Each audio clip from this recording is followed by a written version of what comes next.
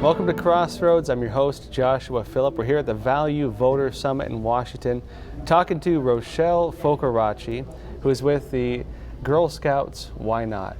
And so, real pleasure having you on the show. Thank you. Please tell us why not? Yeah, why not the Girl Scouts? Yeah. Well, I was actually a Girl Scout leader for 5 years for my daughter's troop, 24 little girls. Madeline was a Girl Scout from age 5 to about age 9. My sister at that time was concerned about the Girl Scout organization and alerted me with some of the information. But the information she gave me had no documentation. It didn't back up any of the statements with evidence. So I did some research and I was appalled. I found some stuff that was very alarming. So we left Girl Scouts in 2009, and in 2010 our family decided, well, we felt called to share the information with other families, and we launched the website girlscoutswhynot.com, and that's what we've been doing, sharing with families so they can make an informed decision to hopefully leave the Girl Scout organization. So you were showing me some of the documents that they give to these girls, and one of them had, it seemed, it had multiple mentions of the ACLU in it. And one of the things that we were discussing a little off camera was, okay, fair enough. You want to promote different activist organizations, fine. But if you're only showing one side of the activist movement, and one that is very radical, one that opposes the values of a lot of people who I assume put their kids in, daughters in Girl Scouts, and you're not showing them any other side. You're glorifying individuals from one side and various movements along that side, and nothing else. Right. And the parents don't seem to be aware of this. No, it's Girl Scouts USA is, I think it's a little deceitful. So Madeline started Girl Scouts at age 5, and around age 9, that's when they start presenting these ideas within the Girl Scout handbooks. They promote women that are well-known abortion advocates like Nancy Pelosi, Hillary Clinton, and they start right around 9, 10 years old, and then it increases with intensity. So by the time they're 11th or 12th grade, that handbook is full of this information, promoting groups that are very pro-abortion, like the ACLU. And so we can assume they promote women leaders, right? So I assume then they have women who are conservative women leaders as well. Is this accurate? Only one pro-life woman, and that would be that would be Mother Teresa, but not one pro-life group, not one conservative group, many pro-abortion groups. Yes. And so I understand, in addition to this, they also do a lot on the Girl Scout social media with these organizations. Yes, they do. They promote this whole agenda, the abortion agenda, on their social media sites, on Twitter, Facebook. They actually have an official Girl Scout blog. They do that on there as well. And young girls love to go on the internet and share things. So. And then they get assigned to the Girl Scout leaders. You want to get your badge, you have to go read this book and go study it and write about. I don't know what they write about or what. Right. And then they're in that book. They have really, pretty direct statements about these organizations, right? So one book in particular, it's for 11th and 12th grade girls. On page 98, they talk about ways that you can become an advocate. And the suggestion is that you can become a lawyer, but they say for the ACLU, and that's all, the ACLU. So that's very alarming. And then on another page in that particular book, it highlights the founder of the ACLU, which is Elizabeth Gurley Flynn, as a voice for good.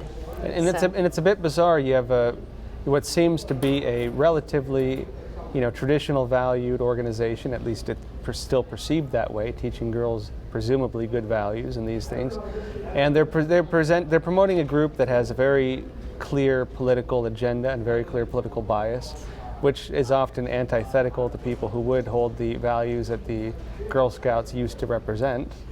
And it's promoting this organization in multiple ways throughout the book. And when you start to see that, I think it's very natural to wonder if there is some kind of concerted agenda in it, or at the very least that the person who wrote it had a weird obsession with the ACLU and related organizations. Well, I mean, there's many organizations that are throughout the whole book.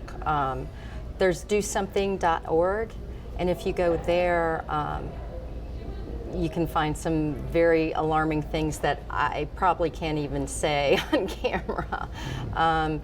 They present the idea of maybe becoming a sex worker. You serious? And this is totally for serious. Girls 11, 12 years old, going through that time of puberty probably in their lives. It's actually 11th, wondering about these things. 11th and 12th grade, so that's a little older. Yeah, then, a little older. But why is the Girl Scout? Why thinking are they doing that? Thinking about their careers? Why not be a prostitute? Well, and the thing is, girls love to go on the internet, so they're going to check out DoSomething.org because it's in the Girl Scout handbook. Well, and especially if they've been in the Girl Scouts. I know Girl Scouts, Boy Scouts. It tends to almost become their lives. It's a movement that all their friends are there.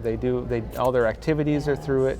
They get into it. They want to get their badges. It's a good organization traditionally, but I could see that if they do start promoting an agenda, that agenda is going to be very prominent in their minds. In 2009, our whole life changed. That was our social outlet. We did everything Girl Scouts. We loved it. But we couldn't stay in Girl Scouts knowing the truth. And people think they can clean it up. It's just not possible. You think your little troop, you can keep them safe. It's not possible. Even if you think somehow you can keep your group safe, people are going to look at your family and say, oh, they're pro-life family. Girl Scouts must be good. I'm going to stay in it. You're causing scandal. So you have to take a stand, tell the truth, share it, make a decision, and there's a great alternative to Girl Scouts. What's the alternative? The alternative is called American Heritage Girls. There was actually, the founder is Patty Garibay, and she lived in Ohio. She actually worked for the local Girl Scout Council there, was very involved for many years. She noticed some things. This was over 25 years ago.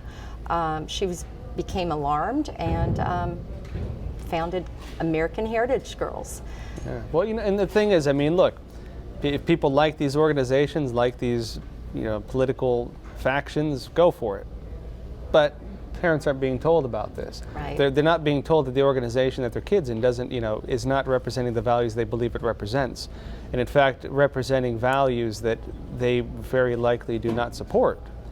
And so at the very least, tell the parents what's going on, and I assume they're not telling you that they're promoting these agendas. Well, again, in the beginning, as a Daisy Girl Scout, Madeline being 5 years old, sure, I'm looking through the books, and all up until she's 8, 9, and then parents stop looking in the books because they trust the Girl Scouts. Well, that's very subversive that the early books don't have those agendas, and then the later books do. Like you said, very likely when the parents don't feel they need to check anymore.